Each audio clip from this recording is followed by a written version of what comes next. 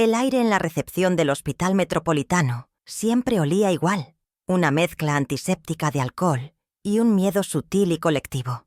Eran las 10:30 de la mañana de un martes, y el murmullo de las conversaciones, el tecleo constante de las administrativas y el ocasional llamado por el altavoz creaban una sinfonía de ansiedad contenida. Me senté en una de las sillas de plástico azul, sintiendo el frío del asiento a través de mi abrigo, observando el ir y venir de batas blancas y rostros preocupados. Llevaba 5 años sin pisar este lugar, 5 años desde que la vida me había concedido una tregua precaria, y volver se sentía como reabrir una herida que nunca había terminado de cicatrizar. Cada eco en el pasillo parecía un recordatorio de las noches en vela y los diagnósticos susurrados. Fue entonces cuando los vi. Esteban, mi exmarido, estaba de pie junto al mostrador principal, luciendo un traje gris impecable que probablemente costaba más que mi pensión de 1 año. A su lado, su nueva esposa, Natalia, se aferraba a su brazo con una posesión estudiada, su rostro una máscara de elegancia aburrida. Junto a ellos, sonriendo con una deferencia que me revolvió el estómago, estaba el director del hospital, el doctor Gonzalo Riquelme. Esteban le entregaba una carpeta de cuero azul a la administradora, Julia Campos. En la cubierta, el logo dorado de Villalobos Desarrollos Inmobiliarios brillaba bajo las luces fluorescentes, un símbolo obsceno de su poder y de todo lo que me había arrebatado. La sonrisa de Esteban era la de un benefactor, amplia y practicada para las cámaras que no estaban allí. Era la misma sonrisa que usaba en las galas benéficas y en las páginas sociales de los periódicos. Pero entonces sus ojos se encontraron con los míos. La sonrisa no se desvaneció, se congeló, se resquebrajó y se transformó en una mueca de puro desprecio. El aire a nuestro alrededor pareció espesarse, cargado con 3 décadas de historia no contada.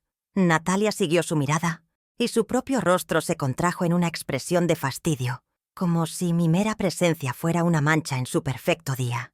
El doctor Riquelme, ajeno por un instante, continuó su perorata sobre la generosidad de mi exmarido, hasta que el silencio de Esteban se volvió demasiado ruidoso para ignorarlo. No bajó la voz, al contrario, pareció proyectarla para que cada persona en esa concurrida recepción pudiera ser testigo. Quería una audiencia para mi humillación, un coro para su crueldad.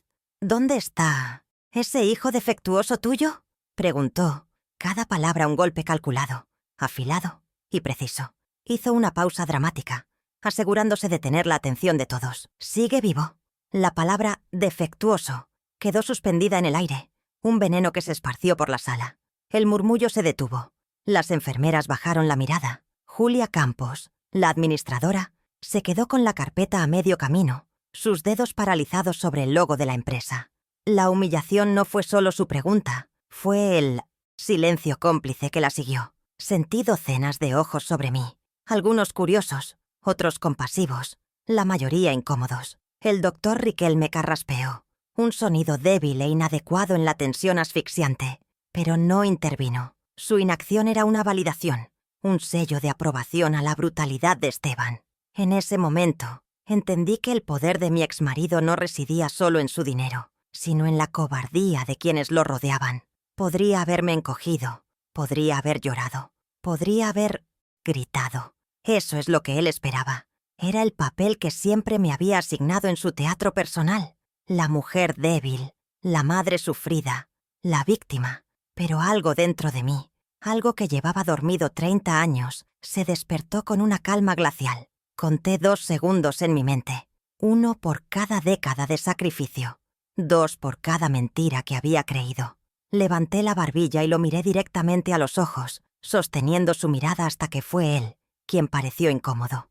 Dejé que el silencio se estirara, que la crueldad de su pregunta resonara y se extinguiera sin la reacción que él anhelaba. Mi voz, cuando finalmente hablé, no fue más que un susurro, pero cortó el aire con la fuerza de un bisturí. Está donde siempre debió estar. Cuidado, dije, con una serenidad que me sorprendió a mí misma. Hice una pausa, barriendo con la mirada al doctor Riquelme, antes de volver a Esteban. A diferencia de otros, el subtexto de mis palabras se instaló en la sala. No era una defensa.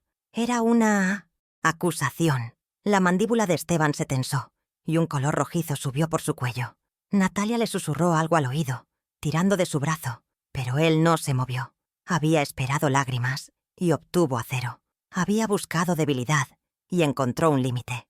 Me levanté de la silla de plástico, mi cuerpo moviéndose con una deliberación que no sentía por dentro. Al pasar a su lado, el costoso perfume de Natalia me invadió, un aroma dulce y empalagoso que olía a dinero nuevo y a negación. No miré a ninguno de ellos. Caminé hacia la salida, sintiendo sus miradas clavadas en mi espalda. No sabían que no estaban presenciando un final, sino el prólogo. Mientras caminaba por las calles frías de la ciudad, el eco de la palabra defectuoso todavía rebotaba en mi mente, pero ya no dolía, se estaba transformando en combustible. Me transportó a una noche de 1995, en la cocina de nuestra antigua casa de 120 metros cuadrados. El olor a café recién hecho llenaba el aire mientras yo le entregaba el comprobante de transferencia bancaria. $30,000, toda mi herencia. El dinero que mis padres me habían dejado para asegurar mi futuro. Se lo di a él, a un Esteban joven y lleno de promesas, para que fundara su primera empresa. Él tomó el papel con manos temblorosas de emoción. «Clara, esto nos hará reyes», me prometió, sus ojos brillando con una ambición que en ese entonces confundí con un sueño compartido. «Somos socios en esto para siempre». Creí cada palabra. Creí en el nosotros, en el socios, en el para siempre. Firmé lo que fuera necesario. Apoyé cada decisión arriesgada. Celebré cada pequeño éxito como si fuera mío, porque, en mi mente, lo era. La empresa no era solo su proyecto, era el cimiento de nuestra familia, el futuro de nuestros hijos. Qué ingenua había sido al pensar que las promesas hechas en una cocina a medianoche tenían el mismo peso que los contratos firmados bajo la fría luz de una notaría. Esa promesa se fue desvaneciendo con los años, reemplazada por la dura realidad de las facturas médicas. Nuestro hijo requería terapias especializadas, costosas y constantes. Esteban, ya con su empresa despegando, siempre tenía una excusa. El negocio está en una fase crítica. No podemos permitirnos ese gasto ahora. Ya veremos el próximo mes. El próximo mes nunca llegaba. Así que fui yo quien asumió la carga. Durante casi 15 años, desde 2001 hasta 2015, mi vida se convirtió en un montaje de turnos dobles. De día, era contadora en una pequeña textilera, con los ojos fijos en libros de cuentas que no eran los míos. De noche, mi casa se transformaba en un taller improvisado. La luz de mi máquina de coser era mi única compañía hasta las 2 de la mañana. Hacía arreglos, dobladillos, zurcidos para los vecinos, para cualquiera que pagara. Cada centavo contaba. Los $4,500 anuales para las terapias de mi hijo eran una montaña que yo escalaba sola, puntada a puntada. A lo largo de los años, esa suma superó los $60,000. Dinero que Esteban nunca cubrió. Ni siquiera cuando su foto empezó a aparecer en las revistas de negocios, junto a su reloj Patek Philippe y su auto de lujo. Él construía un imperio, mientras yo cosía para mantener a nuestro hijo a flote. Él no solo me abandonó financieramente, me despojó de mi poder de una manera mucho más sutil y perversa. Recuerdo una tarde en 2008. Llegó a casa con una carpeta de un notario y una expresión de solemne preocupación. «Clara, tenemos que hablar de algo importante», dijo, con ese tono protector que usaba para enmascarar sus manipulaciones. Me explicó que necesitaba que firmara un poder notarial amplio. «Es por si algo me pasa», susurró, tomándome las manos, «para que tú y el niño estén protegidos, para que no tengas que lidiar con trámites si yo falto». Su lógica parecía impecable, su preocupación genuina. Confié en él.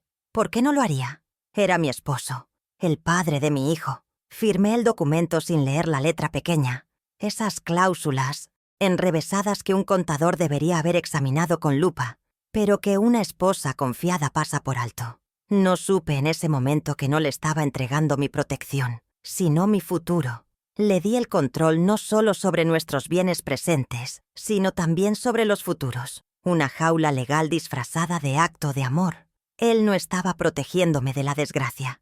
Se estaba protegiendo de mí. Años después, esa firma se convertiría en el arma que usaría para amenazar con quitarme el único techo que tenía. Paralelamente a su despojo financiero y legal, tejió a mi alrededor una red de aislamiento. Lo hizo con una sutileza magistral, disfrazando el control de preocupación. «No comentes nuestros problemas con nadie. La gente es malintencionada», me decía cuando intentaba desahogarme con mi hermana por teléfono. Si expresaba mi agotamiento o mi frustración, su respuesta era siempre la misma. «Estás exagerando, Clara. Siempre tan dramática». Poco a poco, empecé a dudar de mi propio juicio. Me convenció de que mi percepción de la realidad estaba distorsionada, que mi cansancio era histeria y mi soledad una elección. Dejé de llamar a mis amigas. Evitaba las reuniones familiares para no tener que mentir o dar explicaciones vagas sobre las ausencias de Esteban. Él, mientras tanto, construía su nueva vida pública, rodeado de socios, admiradores y, finalmente, de Natalia. Me convirtió en una isla, varada en un mar de responsabilidades que él había creado, mientras él navegaba hacia horizontes más prósperos. El incidente en el hospital no fue un ataque aislado, fue la culminación de décadas de un lento y metódico proceso de anulación. Pero lo que él no sabía es que en esa isla desierta yo había aprendido a sobrevivir y a recordar. Llegué a mi apartamento, un modesto espacio de 80 metros cuadrados que se sentía a un universo de distancia de la opulencia de Esteban. El silencio me recibió como un viejo amigo. Dejé las llaves en la mesita de la entrada y me quité el abrigo. Todo en mi hogar era funcional, ordenado, sin lujos. Era mi santuario, el único lugar donde no tenía que fingir. Fui a la cocina y puse a calentar agua para un té. El ritual me anclaba. El simple acto de esperar a que el agua hirviera me daba un momento para respirar, para procesar la humillación y transformarla en una resolución fría y clara. No era venganza lo que buscaba, era justicia. Con la taza de té humeante entre mis manos, me senté en mi sillón favorito, el que daba a la ventana. Desde Muñoz-Ciandea, allí veía un pequeño parque, niños jugando, la vida siguiendo su curso indiferente a mi drama personal. En la pared de enfrente había una foto de mi hijo, sonriendo. Su sonrisa era mi brújula, el norte de todas mis batallas. Lo que Esteban había llamado defectuoso era para mí la definición de la resiliencia y la pureza. Miré esa foto y supe que no podía permitir que el insulto de su padre quedara sin respuesta. No por mí, sino por él. Por cada terapia, por cada noche de fiebre, por cada pequeño logro conseguido con un esfuerzo titánico. Terminé mi té y me levanté. Fui a mi dormitorio y abrí el armario. En el fondo, debajo de unas mantas viejas, había una caja de metal de color verde oliva, pesada y fría al tacto. La había comprado hacía 40 años para guardar documentos importantes, certificados de nacimiento, títulos de propiedad, pólizas de seguro. Con el tiempo se convirtió en mi archivo personal, una cápsula del tiempo de mi vida financiera. Esteban siempre se había burlado de mi manía de guardar cada recibo, cada extracto bancario, cada papel. «Vives en el pasado, Clara», solía decir. Él no entendía que, como contadora, sabía que el pasado nunca muere, simplemente se archiva. Coloqué la caja sobre la cama y la abrí. El sonido del pestillo metálico resonó en el silencio de la habitación. Dentro, un olor a papel viejo y a verdad almacenada.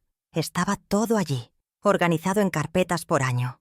Décadas de mi vida, meticulosamente documentadas. Extractos de cuentas, declaraciones de impuestos, contratos, recibos de las terapias de mi hijo, copias de transferencias. Mi memoria, que Esteban consideraba defectuosa como a nuestro hijo, era casi fotográfica para las cifras, las fechas y las cláusulas. Pero mi verdadera fortaleza no estaba en mi mente, sino en esa caja. Él había construido su imperio sobre una narrativa de mentiras. Yo tenía los hechos, en blanco y negro. Mi primera llamada no fue a un abogado, fue a Teresa Muñoz, mi mejor amiga, una enfermera jubilada que me había conocido en mis mejores y peores momentos, la única persona que había logrado traspasar, de vez en cuando, el muro de aislamiento que Esteban había construido. Marqué su número. mi corazón latiendo con una mezcla de nervios y determinación. Cuando contestó, su voz cálida fue un bálsamo. No le conté lo del hospital, no todavía. No quería que su primera reacción fuera de lástima. Necesitaba un aliado, no un pañuelo de lágrimas. Fui directa. Teresa, hola, soy Clara. Necesito tu ayuda con algo, le dije, mi tono más práctico que emocional. Necesito que hagas memoria. ¿Recuerdas el antiguo banco comercial que estaba en la calle Mayor? ¿El que fue absorbido por el Banco Central hace años? Necesito encontrar a alguien que trabajara allí, en el archivo. Es importante. Hubo un silencio al otro lado de la línea, y por un momento temí que me preguntara por qué, que me obligara a contar una historia para la que aún no tenía palabras. Pero Teresa me conocía demasiado bien. Sabía que si yo pedía algo así, mis razones eran poderosas. «Claro que me acuerdo, Clara», dijo finalmente. «Mi primo trabajó allí durante 20 años, hasta que lo prejubilaron. Déjame hacer una llamada. ¿Qué es lo que buscas exactamente?» La pregunta era delicada, pero necesaria. «Busco copias de unos movimientos bancarios de 1998», respondí, manteniendo la voz firme. «De una cuenta de sucesión a mi nombre. Es un asunto familiar que necesito aclarar». La excusa era vaga, pero plausible. Teresa no insistió. «Entendido. Te llamo en cuanto sepa algo». Colgué el teléfono sintiendo una primera y minúscula victoria. La primera pieza del rompecabezas estaba en movimiento. Mientras esperaba la llamada de Teresa, volví a la caja de metal. Mis manos se movían con una seguridad renovada, buscando algo que sabía que tenía que estar allí. No era un recibo, ni un extracto.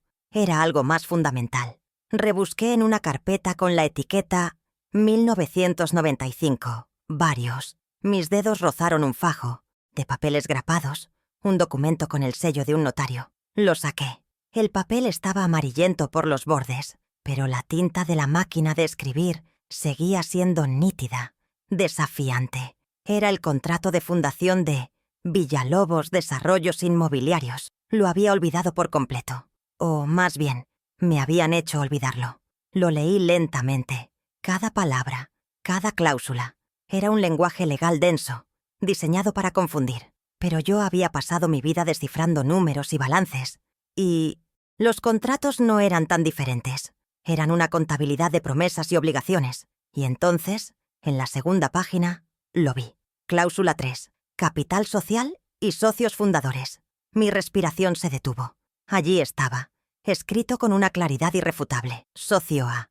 Esteban Villalobos. Aporta el 60% del capital. Socia B. Clara Villalobos. Aporta el 40% del capital inicial, correspondiente a la suma de $30.000 estadounidenses. No era un regalo, no era una ayuda. Era una inversión. Era una sociedad. La frase resonó en mi cabeza. Una verdad que había estado enterrada bajo capas de gaslighting y manipulación durante casi 30 años. No era su empresa, era nuestra empresa. Sentí una oleada de ira fría y lúcida. Él no solo me había mentido, me había robado. Me había robado mi herencia, mi participación, mi historia como cofundadora de su imperio. Me había relegado al papel de espectadora de un éxito que yo había financiado. La humillación en el hospital no era solo un insulto a mi maternidad, era la arrogancia de un ladrón que se burla de su víctima. Sostuve el documento en mis manos, el papel frágil, pero la verdad que contenía, indestructible. En ese preciso instante, sonó el teléfono. Era Teresa. «Clara, tengo noticias», dijo, su voz teñida de una excitación contenida. «Mi primo dice que recuerda perfectamente esas transferencias. Los archivos de ese banco no se destruyeron, se digitalizaron y pasaron al archivo muerto del Banco Central. Dice que conseguir una copia certificada es complicado, pero no imposible. Se necesita una solicitud formal, preferiblemente de un abogado». Sus palabras confirmaron mi siguiente paso. Ya no era una opción, era una necesidad.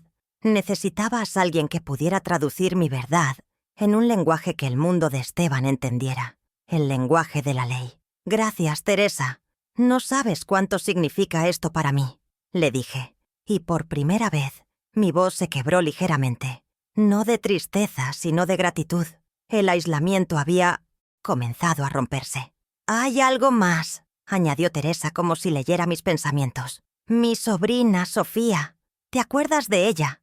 La hija de mi hermana. Es abogada. De las buenas. Se especializa en litigios familiares y financieros. Es dura, directa. No se anda con rodeos. Quizás deberías hablar con ella».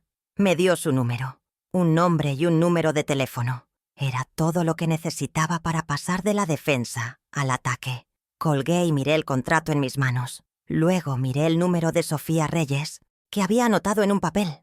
Por primera vez en mucho tiempo, no me sentía como una víctima. Me sentía como una contadora, a punto de realizar la auditoría más importante de su vida. Esteban había cometido un error fatal: subestimarme. Había confundido mi paciencia con pasividad, mi silencio con aceptación. No sabía que mientras él construía su fachada de poder, yo guardaba los cimientos. Cada documento, cada recibo, cada recuerdo era un ladrillo en la fortaleza de mi verdad, y estaba a punto de empezar a desmantelar la suya, pieza por pieza. El plan comenzó a formarse en mi mente, no como un arrebato de ira, sino como una estrategia meticulosa, un balance de cuentas que llevaba 30 años pendiente. El primer paso era conseguir toda la evidencia. El contrato social era la piedra angular, pero necesitaba más. Necesitaba los extractos bancarios que Teresa me ayudaría a conseguir. Necesitaba pruebas de su engaño, de su intención de despojarme. Y de repente, recordé algo más. Algo que podría ser aún más devastador. Un viejo disco duro externo que guardaba en un cajón, con copias de seguridad de nuestro antiguo ordenador familiar. ¿Qué secretos podría contener? La noche cayó sobre la ciudad, pero en mi pequeño apartamento, una luz permanecía encendida. No era la de la máquina de coser, sino la de una lámpara de escritorio, iluminando una pila de documentos que crecía por momentos. Me sentía como una general preparando su campo de batalla. Cada papel era un soldado, cada cifra, una munición. La humillación de la mañana se había convertido en un recuerdo lejano, un simple catalizador. La mujer que había salido del hospital esa mañana ya no existía. En su lugar, había una acreedora que venía a cobrar una deuda de dinero, de respeto y de dignidad. Y sabía, con una certeza absoluta, que Esteban Villalobos no tenía cómo pagarla. Al día siguiente, a las 11 de la mañana, entré en el moderno edificio de oficinas donde Sofía Reyes tenía su despacho. El contraste con mi mundo era abrumador. Acero, cristal y un silencio eficiente. Sofía era exactamente como Teresa la había descrito. Joven, de unos 35 años, con una mirada aguda y directa que parecía ver más allá de las palabras. No me trató con la condescendencia que tantos reservan para las mujeres de mi edad. Me escuchó en silencio, sin interrumpirme, mientras yo le exponía los hechos, no la emoción. Le entregué el contrato social de 1995. Ella lo examinó con una concentración absoluta. Sus ojos se movieron rápidamente por las cláusulas, deteniéndose en la número 3. Levantó la vista y me miró. «Señora Villalobos», dijo, y su voz era tan precisa como su mirada. «Esto no es un drama familiar. Esto es un posible fraude corporativo que se ha extendido por décadas. Su exmarido no construyó una empresa. Construyó una elaborada farsa sobre su capital inicial. Por primera vez, alguien validaba mi realidad con la fría autoridad de la ley. Sentí un peso inmenso levantarse de mis hombros. No estaba loca. No estaba exagerando. Tenía un caso. Le hablé del poder notarial que firmé en 2008. Sofía frunció el ceño y me pidió que se lo llevara lo antes posible para analizarlo. Un poder notarial obtenido bajo falsas promesas puede ser impugnado, especialmente si se usó para perjudicarla, explicó. Necesitaremos demostrar la intención dolosa. La palabra dolosa me gustó. Le daba un nombre técnico a la traición. Le conté también sobre los $60,000 en terapias que pagué de mi bolsillo, mientras la empresa, nuestra empresa, generaba millones en ganancias. Cada dato que le daba, ella lo anotaba, construyendo una cronología de la injusticia. Nuestra primera reunión duró casi 2 horas. Salí de su oficina con una lista de tareas. Primero, conseguir el poder notarial original. Segundo, pedirle a mi nieto, Mateo, que intentara recuperar los archivos del viejo disco duro. Tercero, seguir las indicaciones de Teresa para solicitar formalmente los extractos bancarios. La instrucción de Sofía fue clara como el cristal. Reúna todo, Clara. No actuaremos hasta tener un arsenal irrefutable. Cuando ataquemos, no será con una escaramuza, será con una ofensiva total. Él no sabrá de dónde le vino el golpe. La estrategia me llenó de una calma poderosa. La guerra había sido declarada, y yo, por fin, tenía un ejército. Esa noche llamé a mi nieto Mateo. Tiene 19 años y una habilidad con la tecnología que a mí me parece magia. Le pedí que viniera a casa el fin de semana. Necesito tu ayuda para buscar unos viejos archivos de impuestos en un disco duro que no sé cómo conectar, le dije. Una media verdad. No estaba preparada para contarle toda la historia. No quería cargarlo con el peso del conflicto familiar. Él aceptó sin dudar. Colgué el teléfono y miré la caja de metal. El primer paso de un largo plan estaba en marcha. Esteban creía haberme dejado sin nada. No sabía que me había dejado con lo más importante. La verdad documentada. El viernes por la noche, Mateo llegó con su computadora portátil y un manojo de cables. Mientras él trabajaba en el viejo disco duro, yo preparaba su comida favorita. El aroma de la cocina me recordaba a otros tiempos, más simples. Mateo, ajeno a la tormenta que se gestaba, me contaba sobre sus clases en la universidad. Por un momento me permití disfrutar de esa normalidad, pero cuando lo oí exclamar, «¡Listo, abuela! Recuperé todo. Hay miles de archivos aquí, correos, documentos de Word, de todo», supe que la tregua había terminado. La segunda fase de mi plan estaba a punto de comenzar. Nos sentamos juntos frente a la pantalla. Le pedí que buscara correos electrónicos enviados por Esteban entre 2009 y 2011. Cientos de mensajes aparecieron en la pantalla. Leía los asuntos, buscando algo, cualquier cosa. Y entonces lo encontré. Un correo de 2010, enviado por Esteban a su abogado de toda la vida. El asunto era escueto. Reestructuración de activos. Mi corazón dio un vuelco. «Abre ese, por favor». «Mateo», le pedí. Mi voz apenas un susurro. Lo que leímos en esa pantalla fue la prueba definitiva de su traición, la pistola humeante que había estado buscando. El texto del correo era inequívoco. Esteban le explicaba a su abogado su plan para crear una nueva sociedad y transferir allí los activos. El aire en la recepción del Hospital Metropolitano siempre olía igual, una mezcla antiséptica de alcohol y un miedo sutil y colectivo. Eran las 10:30 de la mañana de un martes, y el murmullo de Smith y Amthnienthos, las conversaciones, el tecleo constante de las administrativas y el ocasional llamado por el altavoz creaban una sinfonía de ansiedad contenida.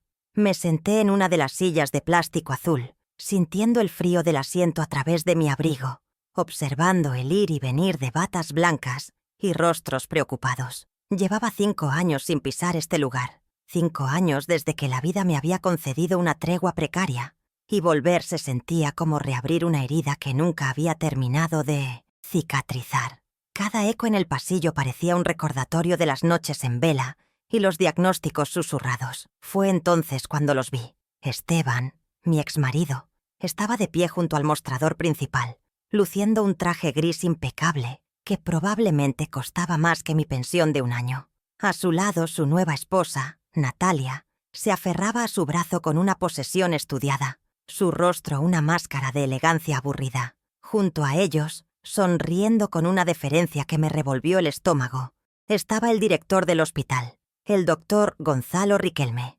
Esteban le entregaba una carpeta de cuero azul a la administradora, Julia Campos. En la cubierta, el logo dorado de Villalobos Desarrollos Inmobiliarios brillaba bajo las luces fluorescentes, un símbolo obsceno de su poder y de todo lo que me había arrebatado. La sonrisa de Esteban era la de un benefactor, amplia y practicada para las cámaras que no estaban allí. Era la misma sonrisa que usaba en las galas benéficas y en las páginas sociales de los periódicos. Pero entonces, sus ojos se encontraron con los míos. La sonrisa no se desvaneció, se congeló, se resquebrajó y se transformó en una mueca de puro desprecio. El aire a nuestro alrededor pareció espesarse, cargado con 3 décadas de historia no contada. Natalia siguió su mirada, y su propio rostro se contrajo en una expresión de fastidio, como si mi mera presencia fuera una mancha en su perfecto día. El doctor Riquelme, ajeno por un instante, continuó su perorata sobre la generosidad de mi exmarido, hasta que el silencio de Esteban se volvió demasiado ruidoso para ignorarlo. No bajó la voz, al contrario, pareció proyectarla para que cada persona en esa concurrida recepción pudiera ser testigo. Quería una audiencia para mi humillación, un coro para su crueldad. «¿Dónde está ese hijo defectuoso tuyo?», preguntó, cada palabra un golpe calculado, afilado y preciso. Hizo una pausa dramática, asegurándose de tener la atención de todos. ¿Sigue vivo? La palabra «defectuoso» quedó suspendida en el aire, un veneno que se esparció por la sala. El murmullo se detuvo. Las enfermeras bajaron la mirada. Julia Campos, la administradora, se quedó con la carpeta a medio camino, sus dedos paralizados sobre el logo de la empresa. La humillación no fue solo su pregunta, fue el silencio cómplice que la siguió. Sentí docenas de ojos sobre mí, algunos curiosos, otros compasivos, la mayoría incómodos. El doctor Riquelme carraspeó, un sonido débil e inadecuado en la tensión asfixiante, pero no intervino. Su inacción era una validación, un sello de aprobación a la brutalidad de Esteban. En ese momento, entendí que el poder de mi exmarido no residía solo en su dinero, sino en la cobardía de quienes lo rodeaban. Podría haberme encogido, podría haber llorado, podría haber gritado. Eso es lo que él esperaba. Era el papel que siempre me había asignado en su teatro personal. La mujer débil, la madre sufrida, la víctima. Pero algo dentro de mí, algo que llevaba dormido 30 años, se despertó con una calma glacial. Conté 2 segundos en mi mente, 1 por cada década de sacrificio, 2 por cada mentira que había creído. Levanté la barbilla y lo miré directamente a los ojos, sosteniendo su mirada hasta que fue él quien pareció incómodo. Dejé que el silencio se estirara, que la crueldad de su pregunta resonara y se extinguiera sin la reacción que él anhelaba. Mi voz, cuando finalmente hablé, no fue más que un susurro, pero cortó el aire con la fuerza de un bisturí. «Está donde siempre debió estar. Cuidado», dije, con una serenidad que me sorprendió a mí misma. Hice una pausa, barriendo con la mirada al doctor Riquelme, antes de volver a Esteban. A diferencia de otros, el subtexto de mis palabras se instaló en la sala. No era una defensa, era una acusación. La mandíbula de Esteban se tensó y un color rojizo subió por su cuello. Natalia le susurró algo al oído, tirando de su brazo, pero él no se movió. Había esperado lágrimas y obtuvo acero. Había buscado debilidad y encontró un límite. Me levanté de la silla de plástico, mi cuerpo moviéndose con una deliberación que no sentía por dentro. Al pasar a su lado, el costoso perfume de Natalia me invadió, un aroma dulce y empalagoso que olía a dinero nuevo y a negación. No miré a ninguno de ellos. Caminé hacia la salida, sintiendo sus miradas clavadas en mi espalda.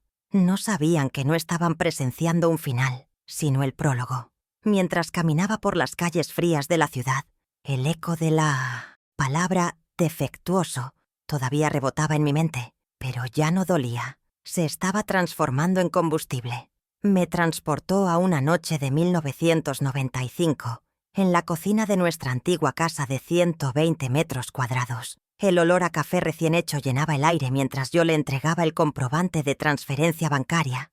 $30,000, toda mi herencia, el dinero que mis padres me habían dejado para asegurar mi futuro. Se lo di a él, a un Esteban joven y lleno de promesas, para que fundara su primera empresa. Él tomó el papel con manos que temblaban ligeramente, no de nerviosismo, sino de una ambición voraz que en ese entonces no supe reconocer. «Clara, esto nos hará reyes», me prometió, sus ojos brillando con una intensidad que confundí con un sueño compartido. «Somos socios en esto para siempre». Creí cada palabra. Creí en el nosotros, en el socios, en el para siempre.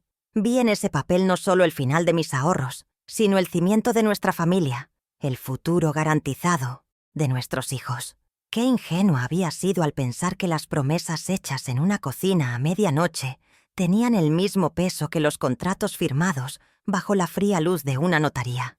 Él guardó el comprobante en su billetera, junto a mi confianza ciega, y esa noche sentí que habíamos sellado un pacto más fuerte que cualquier matrimonio. Pero, ¿cómo podría haber sabido que su «para siempre» tenía una fecha de caducidad tan corta? Esa promesa se fue desvaneciendo con los años, reemplazada por la dura realidad de las facturas médicas. El diagnóstico de nuestro hijo llegó como un ladrón en la noche, llevándose la paz y dejando una estela de gastos imprevistos. Cuando su empresa, nuestra empresa, comenzó a despegar, las excusas de Esteban se volvieron más elaboradas. El negocio está en una fase crítica, Clara. No podemos permitirnos ese gasto ahora. Ya veremos el próximo mes. El próximo mes nunca llegaba. Así que fui yo quien asumió la carga, la que entendió que «veremos» era su forma educada de decir «nunca». La sociedad que habíamos fundado en la cocina se había disuelto silenciosamente, y yo era la única que no había sido notificada. Durante casi 15 años, desde 2001 hasta 2015, mi vida se convirtió en un montaje de turnos dobles. De día, era contadora en una pequeña textilera, con los ojos fijos en libros de cuentas que no eran los míos, registrando ganancias ajenas mientras las nuestras se evaporaban. De noche, mi casa se transformaba en un taller improvisado. La luz de mi máquina de coser era mi única compañía hasta las 2 de la mañana. Hacía arreglos, dobladillos, zurcidos para los vecinos, para cualquiera que pagara. Cada centavo contaba. Los $4.500 anuales para las terapias de mi hijo eran una montaña que yo escalaba sola, puntada a puntada. Cada noche, el zumbido de la máquina era el sonido de mi resistencia. A lo largo de los años, esa suma superó los $60.000, un dinero que Esteban nunca cubrió, ni siquiera cuando su foto empezó a aparecer en las revistas de negocios. Recuerdo haberlo visto en una portada, sonriendo junto a su auto de lujo, luciendo un reloj Patek Philippe que valía más que todas las terapias de nuestro hijo juntas. Él construía un imperio de cara al público, un monumento a su propio éxito, mientras yo, en la sombra, cosía los cimientos de la salud de nuestro hijo con hilo y aguja. Él recibía aplausos y reconocimientos. Yo recibía el dolor sordo en mi espalda y el ardor en mis ojos por la falta de sueño. Él era el arquitecto, yo, la obrera invisible. Él no solo me abandonó financieramente, me despojó de mi poder de una manera mucho más sutil y perversa. Recuerdo una tarde en 2008. Llegó a casa con una carpeta de un notario y una expresión de solemne preocupación. «Clara, tenemos que hablar de algo importante», dijo, con ese tono protector que usaba para enmascarar sus manipulaciones. Me explicó que necesitaba que firmara un poder notarial amplio. «Es por si algo me pasa», susurró, tomándome las manos con una ternura calculada. «Para que tú y el niño estén protegidos, para que no tengas que lidiar con trámites si yo falto». Su lógica parecía impecable, su preocupación genuina. El amor es el mejor de los anestésicos. Confié en él. ¿Por qué no lo haría? Era mi esposo, el padre de mi hijo. Firmé el documento sin leer la letra pequeña, esas cláusulas enrevesadas que un contador debería haber examinado con lupa, pero que una esposa confiada pasa por alto. El papel era grueso y oficial, y el peso del bolígrafo en mi mano se sentía como un acto de fe. No supe en ese momento que no le estaba entregando mi protección, sino mi futuro. Le di el control no solo sobre nuestros bienes presentes, sino también sobre los futuros, una jaula legal disfrazada de acto de amor. En ese momento, no le entregué mi futuro, se lo regalé, envuelto en la cinta de mi propia ceguera. Paralelamente a su despojo financiero y legal, tejió a mi alrededor una red de aislamiento. Lo hizo con una sutileza magistral, disfrazando el control de preocupación. «No comentes nuestros problemas con nadie. La gente es malintencionada», me decía cuando intentaba desahogarme con mi hermana por teléfono.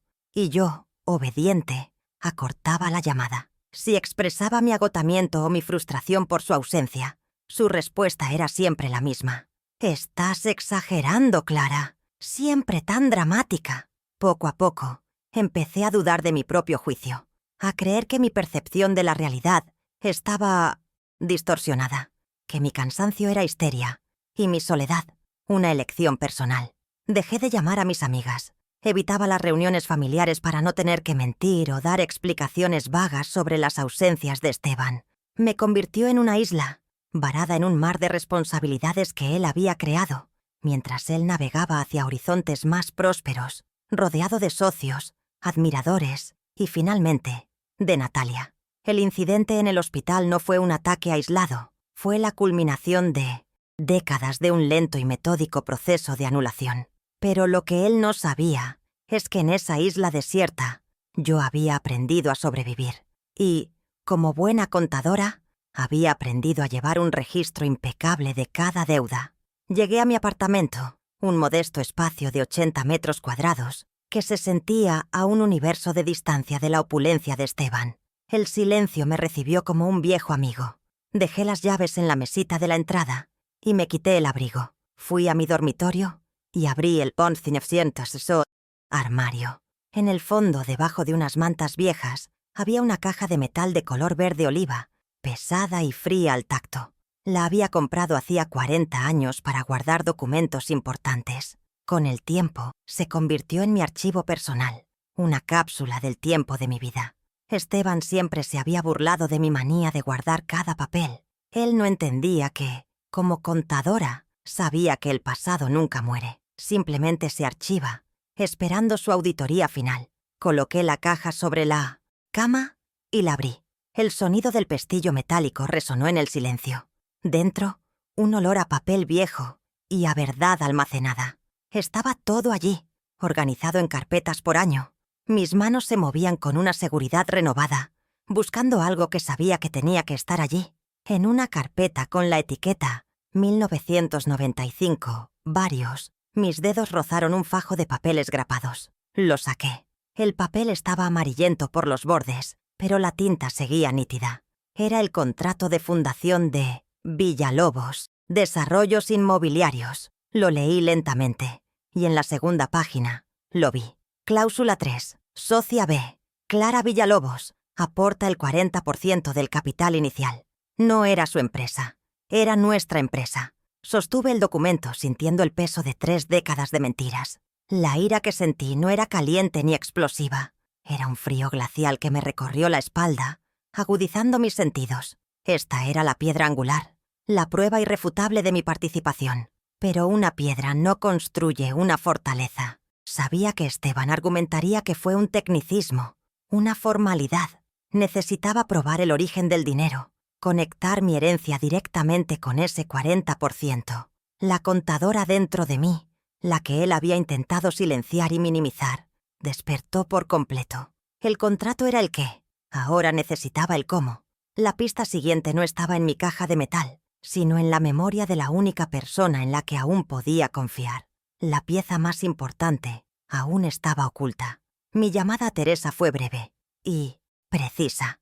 Le expliqué lo que necesitaba y, fiel a su palabra, me devolvió la llamada 2 días después. Gracias a su primo, el empleado bancario jubilado, Sofía pudo solicitar formalmente las copias certificadas. Cuando llegaron a su oficina en un sobre sellado, las vi proyectadas en la pantalla de su computadora.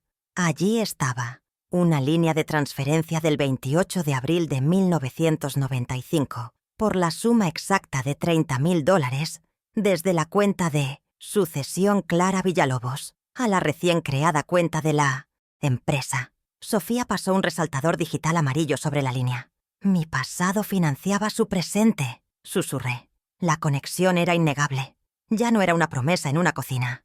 Era un hecho bancario. Con el contrato y la transferencia, teníamos la estructura del caso. Pero Sofía, con su mente estratégica, quería más. Podemos probar la sociedad y la inversión clara, pero para demostrar fraude, necesitamos probar la intención de engañar. Fue entonces cuando recordé el viejo disco duro externo, una reliquia tecnológica que guardaba en un cajón con cables enredados. Contenía copias de seguridad de nuestra antigua computadora familiar. Le pedí ayuda a mi nieto Mateo, diciéndole que buscaba viejos archivos de impuestos. El sábado por la tarde, Mientras el aroma del estofado llenaba el apartamento, él logró conectar el dispositivo a su moderna laptop. «Listo, abuela. Recuperé todo», dijo, ajeno a que acababa de desenterrar una tumba digital. Le pedí que buscara correos enviados por Esteban entre 2009 y 2011. Cientos de mensajes aparecieron, y entonces lo vi. Un correo de 2010, enviado a su abogado. El asunto: reestructuración de activos. Mi corazón se detuvo. Le pedí a Mateo que lo abriera. El texto era inequívoco.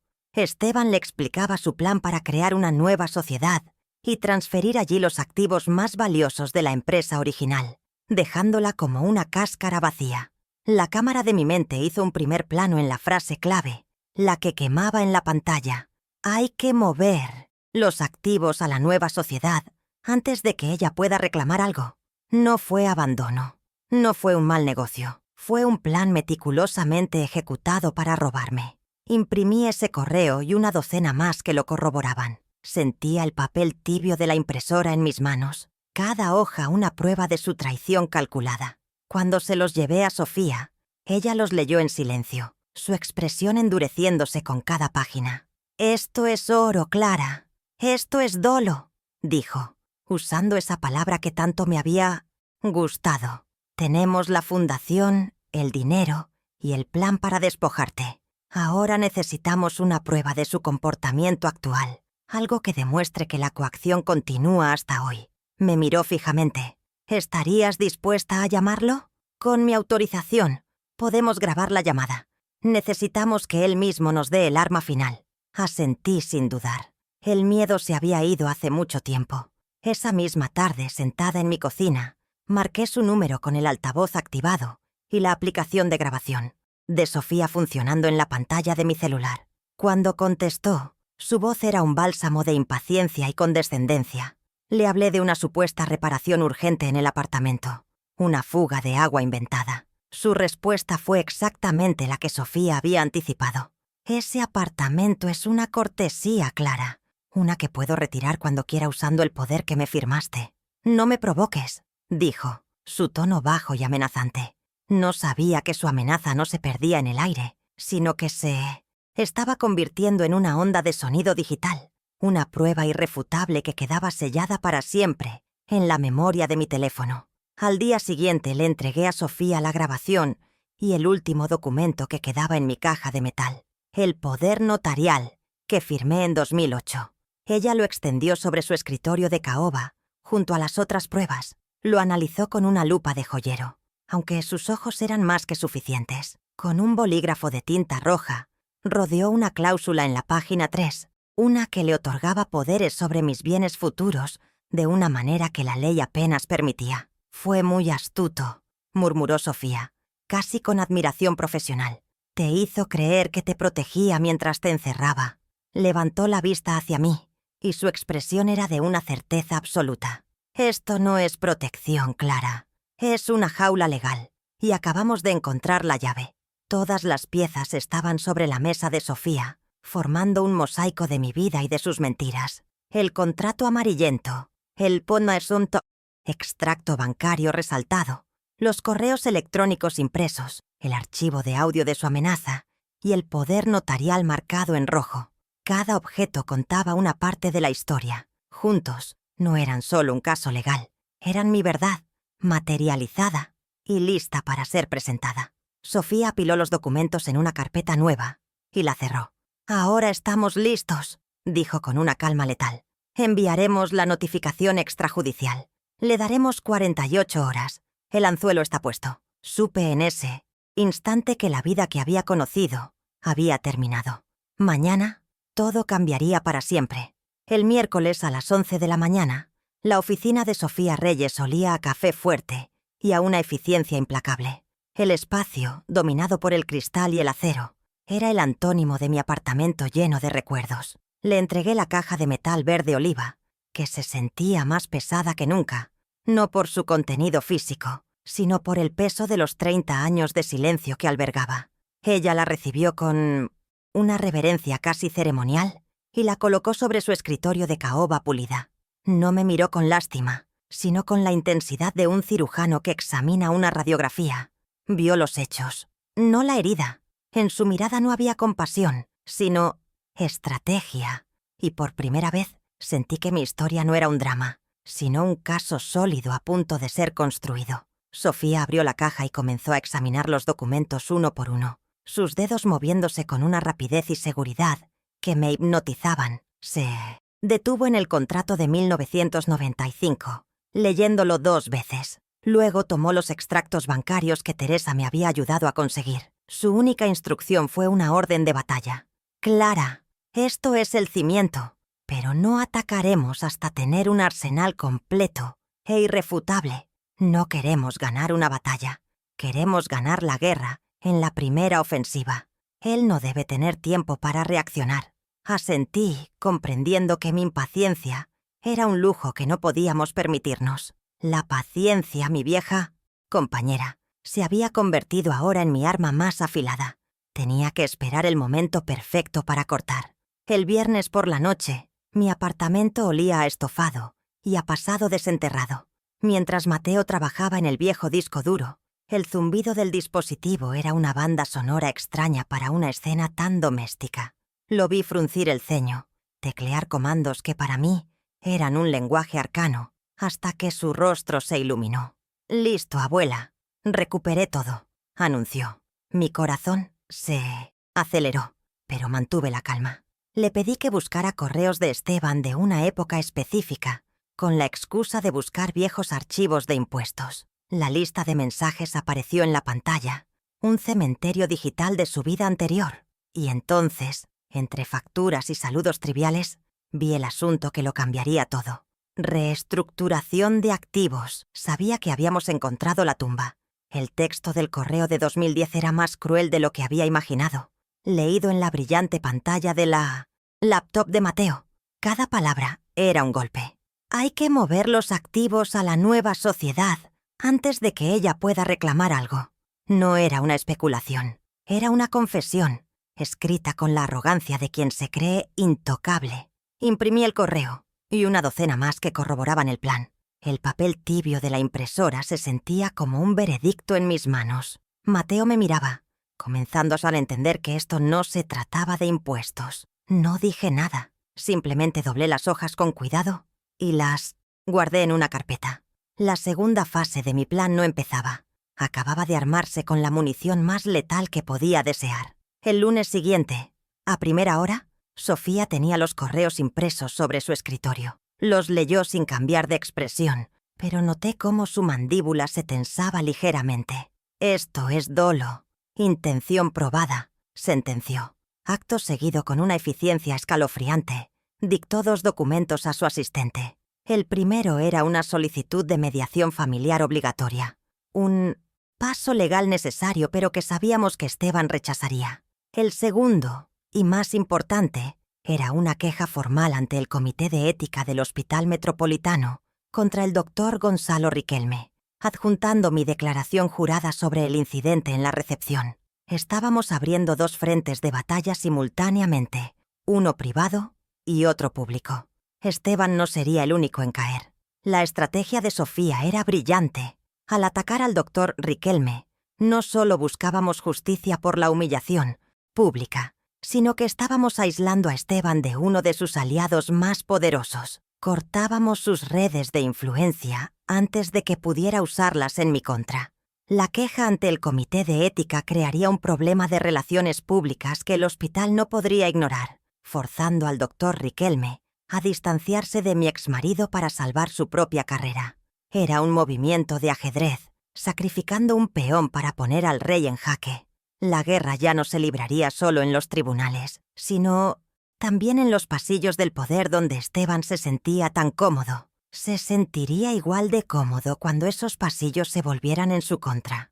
El martes por la tarde, mi cocina se convirtió en una sala de operaciones. Coloqué el teléfono en el centro de la mesa, activé el altavoz y la aplicación de grabación que Sofía había instalado. El pequeño punto rojo que indicaba «grabando» parpadeaba como un corazón artificial. Marqué su número, mis dedos firmes, mi pulso tranquilo. Cuando contestó, su voz era un gruñido de impaciencia. Le expuse mi mentira. Una supuesta fuga de agua en el apartamento que requería una reparación costosa. Esperé. No tardó en morder el anzuelo. Su respuesta fue un torrente de arrogancia y amenazas, culminando en la frase que sellaría su destino. Ese apartamento es una cortesía, Clara. Una que puedo retirar cuando quiera usando el poder que me firmaste. No me provoques. Colgué sin decir una palabra más. El silencio en la cocina era absoluto, pero en mi mente sus palabras resonaban, atrapadas para siempre en un archivo digital. La amenaza, que tantas veces había usado para mantenerme a raya, ya no era un arma suya. Ahora era mía. Era la prueba final que Sofía necesitaba. La demostración de que su coacción no era cosa del pasado, sino una táctica presente y activa. Guardé el archivo de audio y se lo envié a mi abogada con un simple mensaje. Lo tenemos. La jaula legal que él había construido para mí en 2008 acababa de convertirse en la prueba clave para encerrarlo a él. Él creía tener el poder, pero yo tenía el registro de sus abusos. 2 días después, el jueves a las 4 de la tarde, Sofía me llamó. «La notificación está en camino», dijo, su voz con un filo de acero. Imaginé la escena. Un mensajero entregando un sobre grueso y oficial en las lujosas oficinas de Villalobos Desarrollos Inmobiliarios. Dentro, un documento redactado en el lenguaje frío y preciso de la ley, informándole que tenía 48 horas para presentarse a una reunión y discutir la disolución de una sociedad que él creía muerta y enterrada, valorada hoy en $12 millones. Se le informaba también que, de no hacerlo, se presentaría una demanda por fraude con pruebas contundentes. El anzuelo, cuidadosamente preparado durante días, finalmente estaba en el agua. Me senté junto a la ventana, mirando la vida seguir su curso en la calle, ajena a la tormenta que estaba a punto de desatarse. Durante 30 años, él había dictado los términos de mi existencia. Ahora, por primera vez, yo controlaba el reloj. Esas 48 horas eran mías. Eran el plazo que yo le imponía a él. No era venganza lo que sentía, sino una profunda y serena sensación de equilibrio, como una contadora que finalmente cierra un libro de cuentas que ha estado desbalanceado por demasiado tiempo. El imperio de Esteban se había construido sobre mi silencio. Estaba a punto de descubrir el estruendo que podían hacer mis documentos al caer sobre la mesa. Mañana todo cambiaría. El silencio de las siguientes 48 horas fue más denso que el de los 30 años anteriores. Cada tic-tac del reloj de la sala no marcaba el paso de los segundos, sino la cuenta regresiva hacia una detonación controlada. No sentía ansiedad, sino una extraña y profunda calma, la misma que sentía al cerrar un balance anual, cuando todas las cifras finalmente encajaban. Miraba por la ventana cómo la ciudad seguía su ritmo indiferente, los autos fluyendo como sangre por las arterias de concreto, y me daba cuenta de que mi vida, estancada por tanto tiempo, por fin volvía a moverse. Esteban esperaba que yo actuara desde el dolor, desde la histeria que él siempre me había atribuido. No sabía que mi motor ya no era la emoción, sino la precisión de una auditoría que llevaba toda una vida preparándose. La llamada no llegó a mí. El viernes por la mañana, a solo 2 horas de que el plazo expirara, el abogado de Esteban contactó a Sofía. Ella me llamó. Inmediatamente después, su voz un témpano de profesionalismo. «Clara, han respondido», me dijo. Su abogado, un tal Beltrán, llamó. Su tono era de una arrogancia insufrible. Hizo una pausa. «Ofrecen $50.000. Lo llaman un gesto de buena voluntad para cerrar viejas heridas y evitar un escándalo familiar innecesario». Me quedé en silencio, asimilando la ofensa. $50.000 era el precio que le ponía a mi silencio, a mi herencia, a mi 40% de un imperio de 12 millones. No era una oferta. Era el último de sus insultos, la confirmación de que seguía viéndome como un problema menor que se podía solucionar con migajas. Una risa seca, sin alegría, escapó de mis labios. Era la primera vez que reía en días. «Dile que no, Sofía». «Por supuesto que no», respondí, y mi voz era tan fría como el acero. La oferta ridícula no me enfureció. Me dio claridad. Confirmó que Esteban no tenía idea de la tormenta que se le venía encima. Estaba tan acostumbrado a que su dinero lo solucionara todo, que no podía concebir un problema que no tuviera un precio tan bajo. No solo vamos a rechazarla, continuó Sofía, como si leyera mi mente. Vamos a demostrarle que esto no es una negociación, es una rendición de cuentas. Tengo una idea. Es un movimiento lateral, pero creo que acelerará las cosas de una manera que no espera. Escuché atentamente, sintiendo cómo el tablero de ajedrez se reconfiguraba a mi favor. El plan de Sofía era brillante por su sutileza. No iríamos a la prensa ni filtraríamos nada sobre la empresa. En su lugar, usaríamos el frente que ya habíamos abierto. Enviaremos una copia de la queja formal contra el Dr. Riquelme, la que presentamos en el Comité de Ética, de forma anónima, a 2 miembros clave del Consejo Directivo del hospital, explicó. Uno es un rival conocido de Riquelme y la otra es una filántropa muy preocupada por la imagen de la institución. No acusaremos a Esteban de nada directamente en esa comunicación. Simplemente dejaremos que la queja, con tu testimonio jurado sobre la humillación pública, hable por sí misma. Era un golpe quirúrgico. No atacábamos a Esteban, sino a los cimientos de su respetabilidad, a la red de complicidades que le permitía actuar con impunidad. Observé cómo Sofía ejecutaba el plan con una eficiencia escalofriante. En menos de 1 hora, los correos electrónicos anónimos, redactados con un lenguaje neutro y preocupado, estaban en las bandejas de entrada de los miembros del Consejo. Por primera vez, en décadas, sentí una oleada de poder. No el poder de dominar, sino el de actuar, el de tener agencia sobre mi propia historia. No era la euforia de la venganza, sino la serena satisfacción de una ecuación que se resuelve. Mientras él esperaba mi respuesta a su oferta insultante, nosotros ya estábamos moviendo nuestras piezas en un tablero que él ni siquiera sabía que existía. Estaba a punto de aprender que su poder, construido sobre el prestigio y las apariencias, era tan frágil como la lealtad de los hombres que temían un escándalo. La reacción fue casi inmediata.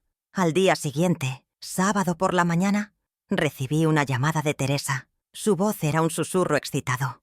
«Clara, no sabes el revuelo que hay en el hospital. Corren rumores de una investigación interna sobre el doctor Riquelme. Alguien filtró una queja muy seria al consejo directivo. Dicen que está furioso y que ha estado llamando a Esteban sin parar». La noticia fue como música para mis oídos. La primera grieta en su fachada había aparecido y era más profunda de lo que habíamos anticipado. El doctor Riquelme, su cómplice, se estaba convirtiendo en un lastre. La lealtad comprada con donaciones se disuelve rápidamente ante la amenaza de la ruina profesional. Esteban ya no tenía un aliado. Tenía un problema muy público que lo salpicaba directamente. El lunes por la mañana, el teléfono de Sofía sonó de nuevo. Era el abogado Beltrán. Sofía me contó que el cambio en su tono era palpable. La arrogancia se había evaporado, reemplazada por una profesionalidad tensa y apresurada. «Retiran la oferta anterior», me informó Sofía, conteniendo una sonrisa en su voz. «Proponen una reunión de mediación formal para el jueves. Quieren discutir todos los puntos en persona». Esta era la victoria. No habíamos ganado la guerra, ni siquiera una batalla importante, pero habíamos ganado el respeto del enemigo. Nos habían obligado a tomarnos en serio. Ya no era una anciana resentida buscando dinero. Era una oponente con una estrategia capaz de infligir daño real. Aceptamos la reunión, por supuesto. Sería en su territorio, pero bajo nuestros términos. Los días previos a la mediación fueron de una preparación metódica. Sofía fue muy clara conmigo. «No vamos a esa reunión a negociar, Clara. No vamos a regatear cifras. Vamos a presentar, con calma y orden, la totalidad de nuestro caso. El contrato, la transferencia, los correos del fraude, la grabación de su amenaza. Lo pondremos todo sobre la mesa». Su estrategia era desarmarlo psicológicamente, mostrarle que no tenía escapatoria, que cada mentira que había construido durante 30 años estaba documentada y lista para ser presentada ante un juez. «Él cree que va a una negociación», concluyó Sofía. «En realidad va a asistir a la lectura de su propia sentencia». Pasé esas noches revisando cada documento. No con nervios, sino con la precisión de quien prepara un informe final. Este primer éxito no se medía en dinero, sino en el cambio sísmico de la dinámica, de poder. Durante 3 décadas, yo había sido un sujeto pasivo en la narrativa de Esteban. Reaccionaba a sus decisiones, a sus humillaciones, a su abandono. Ahora, él estaba reaccionando a las mías. Lo habíamos forzado a salir de su zona de confort, a abandonar la arrogancia y a sentarse en una mesa que él no había elegido. La disputa había trascendido lo doméstico. Ya no era una pelea por una pensión, sino una batalla por su reputación, su patrimonio y su legado. La mujer invisible que cosía de noche para pagar las terapias se había convertido en una amenaza estratégica que sus abogados no podían ignorar. La balanza, por fin, comenzaba a nivelarse. El jueves por la tarde, mientras un taxi me llevaba al moderno edificio de oficinas, donde se celebraría la reunión, miré mi reflejo en la ventanilla. Ya no veía a la mujer que se había encogido en la silla de plástico del hospital. En mi regazo no llevaba una caja de metal llena de papeles viejos, sino un elegante portafolio de cuero que Sofía había preparado. Contenía copias de cada prueba, organizadas en pestañas, limpias e irrefutables. Iba camino a una confrontación, pero no sentía miedo. Iba a la reunión de la junta directiva de una empresa que ayudé a fundar, una reunión que se había pospuesto por 30 años. Él esperaba a la mujer que había destruido. No sabía que se iba a encontrar con la contadora que había auditado cada una de sus mentiras. La sala de juntas del Hospital Metropolitano olía a café caro y a victoria anticipada. Era un espacio diseñado para impresionar, con una larga mesa de caoba pulida y ventanales que ofrecían una vista panorámica de la ciudad. En el frente, junto a un podio, descansaba un cheque gigante de $250.000, el nombre de Esteban Villalobos, impreso en letras doradas. El consejo directivo, otros donantes adinerados y un par de periodistas locales formaban una audiencia selecta, un coro para la autofelicitación. Esteban, de pie en el podio, irradiaba una magnanimidad ensayada. A su lado, el doctor Gonzalo Riquelme sonreía con la devoción de un acólito. Natalia, en primera fila, aplaudía con delicadeza, su rostro un estudio de orgullo conyugal. Yo, sentada en la última fila junto a Sofía, era una nota discordante en su perfecta sinfonía, una sombra que estaban a punto de descubrir que tenía cuerpo y voz. El doctor Riquelme concluyó su panegírico, su voz untuosa elogiando la invaluable filantropía y el compromiso inquebrantable de Esteban con la salud infantil. El clímax del evento había llegado, la fotografía oficial. Esteban tomó un extremo del cheque gigante, Riquelme el otro, y ambos sonrieron para las cámaras. El flash de los fotógrafos estalló, capturando el momento cumbre de su hipocresía. Fue en ese preciso instante, mientras el aplauso comenzaba a llenar la sala, que Sofía se puso de pie. No lo hizo de forma abrupta, sino con una deliberación que atrajo todas las miradas. Su movimiento fue mi señal. Me levanté a su lado. Mi silencio, tan elocuente como cualquier discurso. El aplauso titubeó, y luego se extinguió. El foco de la sala se desplazó del podio brillante hacia la sombra del fondo, donde la verdadera función estaba a punto de comenzar. «Perdonen la interrupción», dijo Sofía, su voz calma pero con un filo que cortó el aire acondicionado de la sala. «Mi nombre es Sofía Reyes y represento a la señora Clara Villalobos. Solo queremos asegurarnos de que el Consejo conoce el origen completo de esta generosidad». Parle. Desconcierto se dibujó en los rostros de los presentes. Esteban bajó el cheque, su sonrisa congelada en una máscara de incredulidad. Antes de que nadie pudiera reaccionar, Sofía conectó un pequeño dispositivo al proyector de la sala. La pantalla detrás del podio, que hasta entonces mostraba el logo del hospital, parpadeó y cobró vida. La imagen que apareció no era un gráfico de agradecimiento, sino un documento bancario, frío y oficial. La primera pieza de mi arsenal estaba a la vista de todos, y la partida de ajedrez había comenzado. En la pantalla, ampliado para que nadie pudiera ignorarlo, se veía un extracto bancario de 1998. Una línea, resaltada en un amarillo digital y brillante, mostraba una transferencia de $30.000 desde una cuenta de sucesión a mi nombre directamente a la cuenta de la recién fundada Villalobos Desarrollos inmobiliarios. Un murmullo recorrió la sala. Una ola de susurros confusos. Los miembros del consejo se inclinaron para hablar entre ellos. Esteban soltó una risa nerviosa, un sonido hueco y artificial. «No sé qué juego es este», dijo, intentando recuperar el control. «Mi exesposa parece estar confundida. Probablemente es la edad. El insulto, su arma de siempre, ya no tenía efecto. El veneno rebotaba en el escudo de la evidencia. La confusión en la sala comenzaba a transformarse en una sospecha tangible. Di un paso al frente, acortando la distancia entre el pasado y el presente. Mi voz, cuando hablé, no fue alta, pero resonó con el peso de 30 años de silencio. «No estoy confundida, Esteban. Recuerdo perfectamente mi 40%. Mis palabras quedaron suspendidas en el aire. Una declaración de hechos, no una acusación emocional. En la pantalla, como si obedeciera a mi voz, la imagen cambió. Ahora se proyectaba el contrato social original de la empresa, el papel amarillento por el tiempo, pero la tinta de la máquina de escribir, perfectamente legible. Sofía, con el puntero láser, dibujó un círculo rojo alrededor. De la cláusula 3, socia B, Clara Villalobos, aporta el 40% del capital inicial. El murmullo se convirtió en un jadeo colectivo. Los periodistas tecleaban frenéticamente en sus teléfonos. La narrativa de Esteban como un hombre hecho a sí mismo acababa de ser demolida. El doctor Riquelme, pálido y sudoroso, intentó intervenir. «Esto es un asunto privado.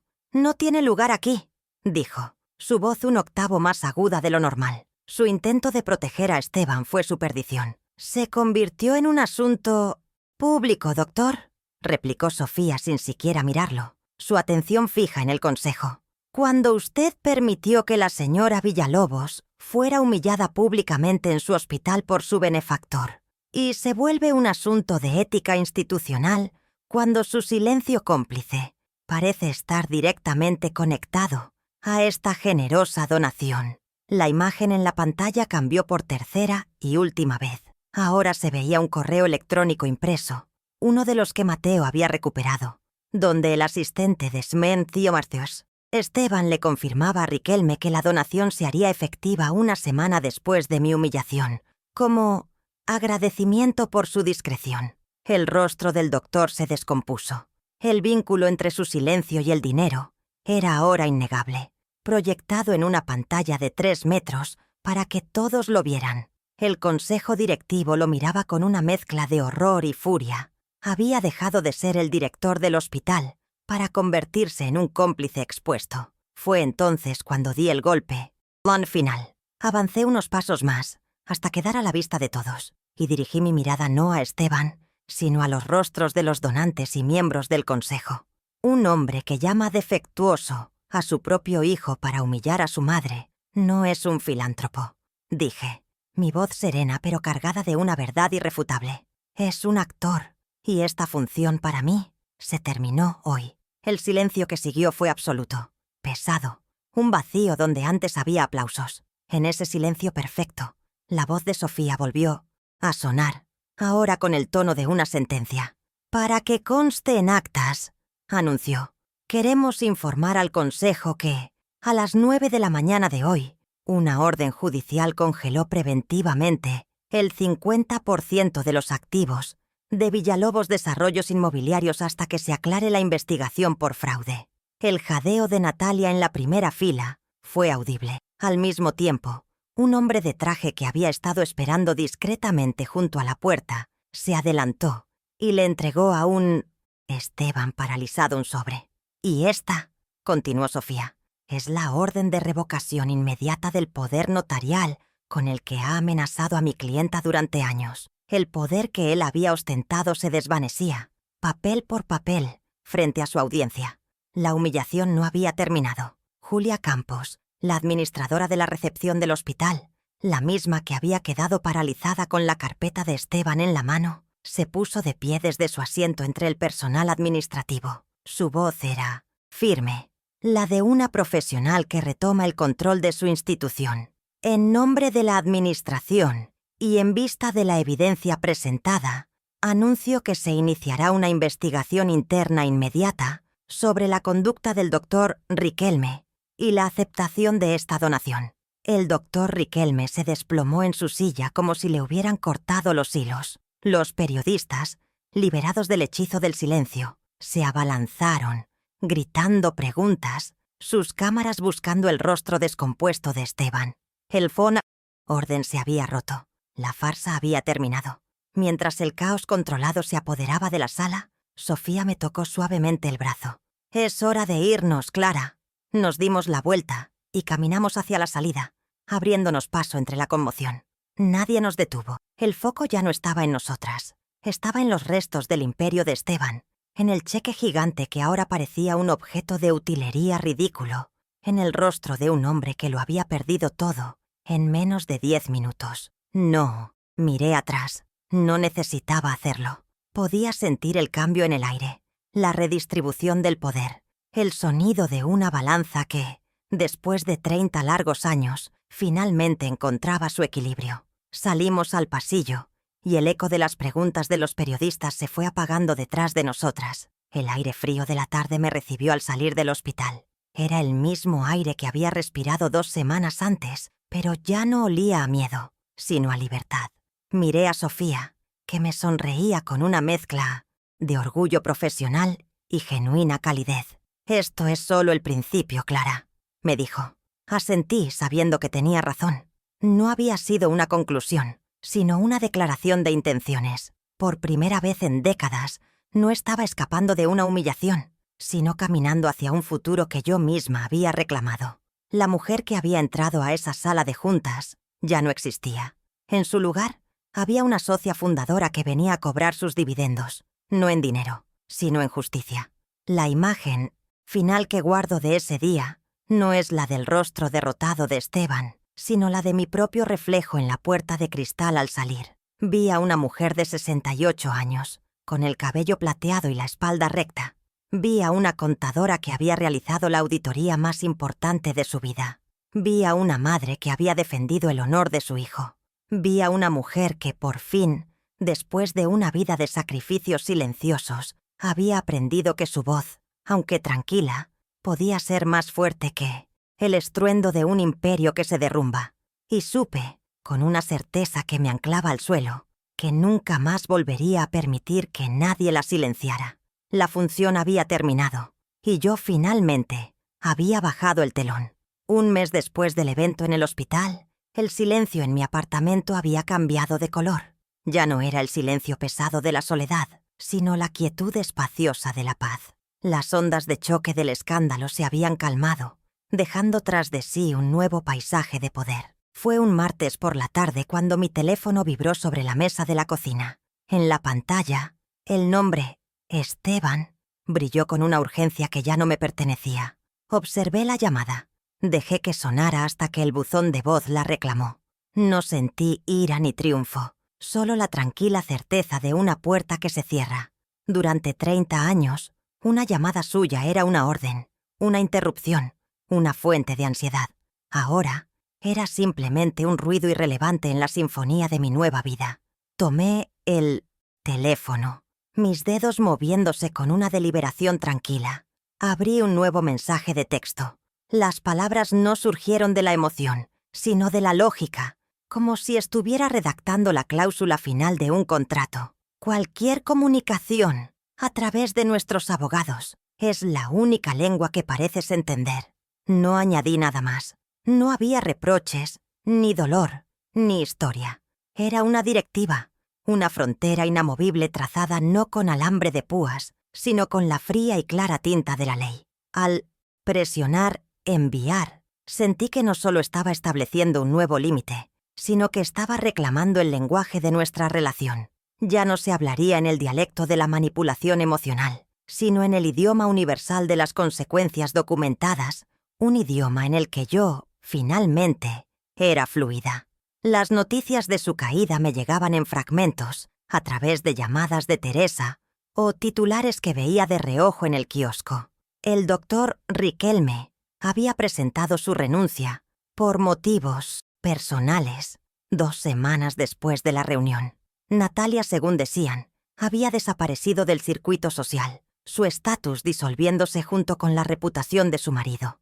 Esteban estaba enfrascado en una batalla legal, no solo conmigo, sino con socios comerciales que de repente desconfiaban de un hombre cuya fachada se había demostrado tan frágil. No sentía alegría en su desgracia. Sentía la distante satisfacción de una contadora que ve cómo las cuentas, después de una auditoría exhaustiva, finalmente se equilibran.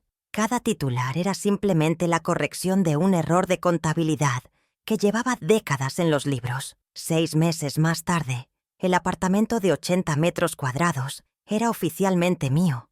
Cada ladrillo y cada ventana, liberados de la sombra de su cortesía. El día que firmé los papeles finales, mi primer acto fue llamar a un cerrajero. El sonido del viejo cerrojo siendo reemplazado fue más satisfactorio que cualquier sentencia judicial. Era el sonido tangible de la seguridad, de la propiedad incondicional. Pinté la pared del salón de un color azul sereno que a Esteban siempre le había parecido deprimente. Compré un nuevo sillón, no lujoso, pero firme y cómodo, y lo coloqué junto a la ventana. Cada pequeño cambio era un acto de soberanía, una declaración silenciosa de que este espacio ya no era un refugio, sino el centro de operaciones de mi nueva vida. Sobre la mesa del comedor, donde antes solo había facturas y preocupaciones, ahora descansaban folletos, recién impresos. El papel era satinado, y en la portada, un diseño limpio y moderno, mostraba un faro proyectando un haz de luz. Debajo, el nombre Fundación Faro. Con el primer pago del acuerdo judicial, una suma considerable que aseguraba mi futuro y el de mi hijo, había decidido construir algo más que seguridad personal. Quería construir un refugio para otras mujeres que navegaban por las mismas aguas tormentosas que yo había sobrevivido. Mujeres que se sentían invisibles, silenciadas por el poder económico y la manipulación emocional. Mi dolor no sería un ancla, sino el combustible para encender una luz que guiara a otras a la orilla. Mi nieto Mateo estaba a mi lado, ajustando los últimos detalles del logo en su computadora portátil. La luz del atardecer entraba por la ventana, bañando la habitación en un tono dorado y cálido. Su concentración, el tecleo suave de sus dedos, la forma en que me preguntaba mi opinión sobre cada tono de color, creaba una atmósfera de colaboración y esperanza. Contrastaba dolorosamente con las incontables noches que pasé sola, encorvada sobre la máquina de coser, con el zumbido monótono como única compañía. Entonces, cosía para sobrevivir, para pagar deudas impuestas. Ahora, junto a mi nieto, estaba tejiendo una red de seguridad para el futuro, no con hilo y aguja, sino con propósito y tecnología. El legado ya no era de sacrificio, sino de creación. Tomé uno de los folletos y leí las palabras que yo misma había escrito. Apoyo legal y psicológico para madres de hijos con necesidades especiales. Dentro, detallaba los primeros servicios que ofreceríamos.